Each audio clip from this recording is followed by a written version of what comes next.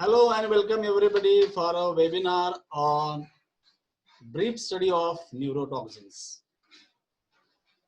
So far we have studied principles of toxicology, we have studied introduction to toxicology and different types of poisons, classification of poisons. And today we have chosen this topic, that is neurotoxins. I will try to complete this topic of neurotoxins within a span of 30 minutes, and because we have to discuss individual poisons from tomorrow onwards, and that is why let us try to understand the neurotoxins in a brief manner. What are the neurotoxins and what do they do to us? So long uh, we know about the toxins or the poisons, that they are harmful to us. And the word meaning of neurotoxin is indicating that toxicity towards the nervous system. So that is why we should know the nervous system anatomy and physiology first in order to understand the effects of toxins on it. Okay. Here you see there are many types of neurotoxins. I mean to say there are lots of poisons which act on nervous system. Most of them work by interfering with the control of muscle contraction. Muscle contraction is controlled by nervous system, so they hamper that. So they cause eventually death due to the stoppage of heart and lungs from continuing to work. So due to this, the death will happen. So such type of toxins are called as neurotoxins. The exact location of what you call muscle and nervous system, muscular system and nervous system meeting point also you can call. It is called as neuromuscular junction, NMJ. In this image you can see one neuron, and it is getting, or emitting, you can say, a muscle cell. So signals from the nervous system are sent to the neuromuscular junction to tell the muscles to contract. So this is the point here. Okay, you have studied the synapse and various types of synapse during the study of physiology in first year. Okay, and same thing you have to review today in order to understand the effect of neurotoxins. Here I am showing one synapse to you. You can see the synapse, and the synapse is between muscle, what you can say, muscle cell and the nervous system cell. So neuron and myocyte. The synapse at the neuromuscular junction uses neurotransmitter, okay, which is called as acetylcholine. And within the neuron itself, different neurotoxins work in different ways. So there are different neurotoxins which work in different ways. Many make it impossible for the neuron to fire its electrical signals. So the what you call electrical signal which is produced by the neuron, it is not actually fired.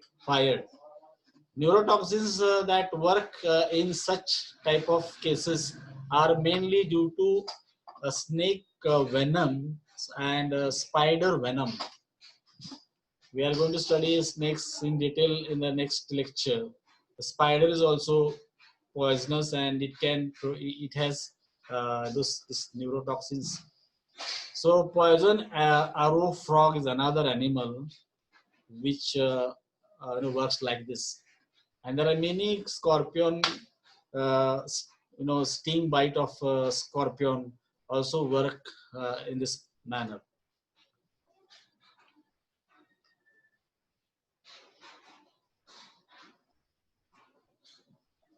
There is one fish called as puffer fish. Its common name is fugu, which is a potentially lethal Japanese treat. So अन्नाचा प्रकार आहे ना तो त्यासाठी. One puffer fish contains enough neurotoxin to kill 30 people. See the toxicity of this puffer fish, 30 people. So fugu can only be prepared by specially trained chefs. So when the fugu fish is brought for the purpose of food, it has to be prepared, cautiously. So that means the portion of toxins in it has to be avoided in the food. Otherwise, it will kill. See, one fish will kill almost 30 people. Okay, so the eating can be enjoyable, but later on the effects of the poisons will ensue and the person will die very soon. So every year in Japan, eating of this puffer fish kills almost 30 to 100 people due to the negligence in understanding the fish or in the preparing the fish. So the puffer fish is having neurotoxins, and there is no known antidote for the treatment of puffer fish poisoning. Though the questions may not be asked on puffer fish in your exams, we are trying to understand the various neurotoxins available uh, in the nature, where we have to get sufficient knowledge about it. But there are many examples here which are important from examination point of view as well. Okay. Now, other neurotoxins, see, some neurotoxins interfere with the action of acetylcholine at the neuromuscular junction, like cobra toxin. Cobra toxin is a venom of cobra snake, which blocks acetylcholine receptors. Okay, acetylcholine can't bind to its receptors here, so the signals that control your muscles are blocked, and your muscles included your heart muscle and the diaphragm, thoraco-abdominal diaphragm, they get paralyzed. So heart stops beating because of paralysis of diaphragm. There will be breathing problem. So this is how the toxins in the venom of snake work. And if the victim is left untreated, snake bite victim, it can kill the person in just 1 hour. So within 1 hour, you have to hurry up to take up the medical emergency, because it is highly poisonous. The snake venom are classified into different types. Here we are talking about neurotoxic snakes. So there are other snakes which are not neurotoxics, though poisonous, called as hemotoxic poisons like vipers. So they are not a part of the today's study. We are just talking about neurotoxins. So that is why neurotoxic poisonous snakes are included in the study of neurotoxicity. Okay. Another example we can see here called as Botox. So Botox means botulinum toxin. So okay, this neurotoxin is produced by one type of bacteria called as Clostridium botulinum. So this is a bacterial toxin which is having neurotoxic properties. So it is most powerful neurotoxin yet discovered and causes poisoning that can be fatal. Fatal means which can kill the people, and that disease is called as so syndrome or signs and symptoms, whatever. It's called as botulism. So botulism is the name of condition or disease caused by botulinum or Clostridium botulinum bacteria. Okay. It is used medically to treat muscle spasms and cosmetically to reduce wrinkles. So here, this is medicine also. We have talked about it in length, that everything that is poisonous is also medicine, or is also used as a remedy with appropriate dose. So uh, This Botox is used for muscle spasm, to get relief from muscle spasm, to reduce the wrinkles on the face. So it is also a medicine. It works by preventing vesicles containing neurotransmitters from fusing with the presynaptic membrane. So this is the mechanism here. This means acetylcholine isn't released at the neuromuscular junction. So muscles are paralyzed. Okay. So this is how the botulinum toxin works. And other example is from plant. Now we are coming from plant kingdom. That is strychnine. So I'm talking about animals, bacteria, plants, those which are neurotoxic in effect. Strychnine or strychnine, okay, is a tree commonly also called as Nux vomica. Okay, is native to India and Southeast Asia. These trees are found mostly in the Konkan area. It is related to curare tea. Okay, the strychnine was used by the winner of 1904 Olympic marathon to improve performance. That means this is also a stimulant. Okay, because it is CNS stimulant. Plus, it is toxic. In homeopathy, we use this strychnine in the form of Nux vomica, which is a remedy. It's a almost polychrist remedy. It is still banned in sport, but it is rarely detected. But if the raw fruits of the strychnine plants are eaten, they cause severe poisoning with neurotoxic effects. Another is bacteria again, tetanus.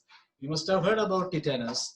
It causes poisoning by interfering with the way muscle contractions are regulated.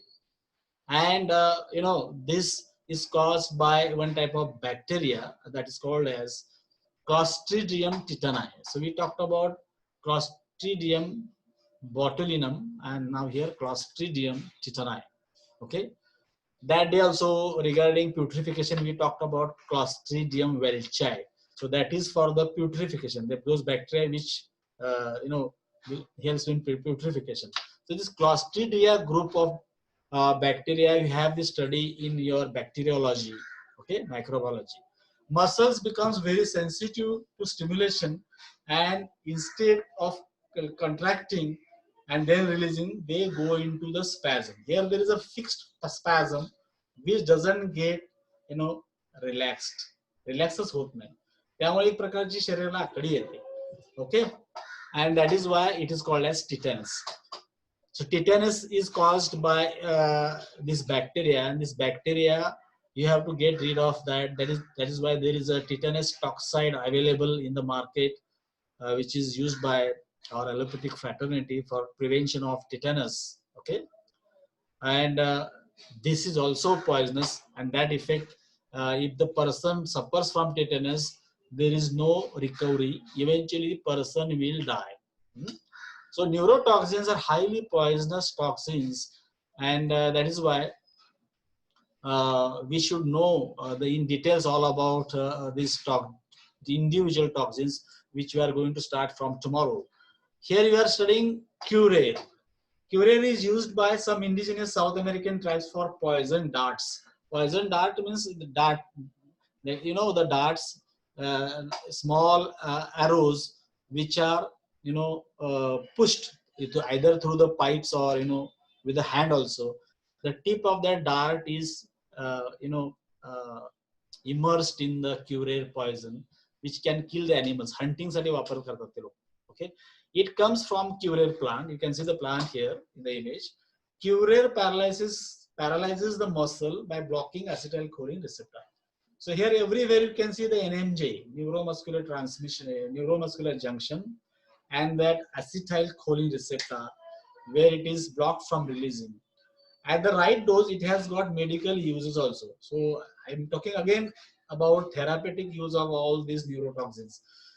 So they are highly poisonous in a fatal dose, and they are highly therapeutic in an appropriate remedial dose. It was one of the first chemicals used as a muscle relaxant in anesthesia. Anesthesia मध्ये muscle relax करण्याकरता त्याचा वापर केला जातो. So it is way both way. That is why, and this is also part of your homeopathic materia medica. You should know about this as far as materia medica is also concerned. And with these few examples of neurotoxin and neurotoxic substances and their effects, I'll end this today's small uh, webinar on neurotoxins.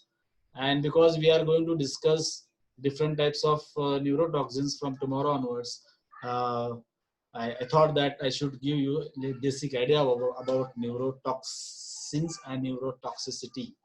And I hope you enjoyed this small program. And with this, I end today's webinar on neurotoxins. Thank you. If you have any questions, you can ask me.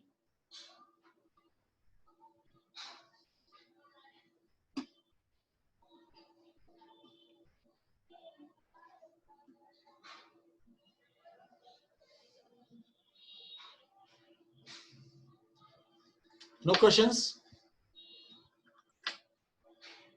Okay, thank you so much. Have a nice day. See you tomorrow back again here with a new topic. Goodbye.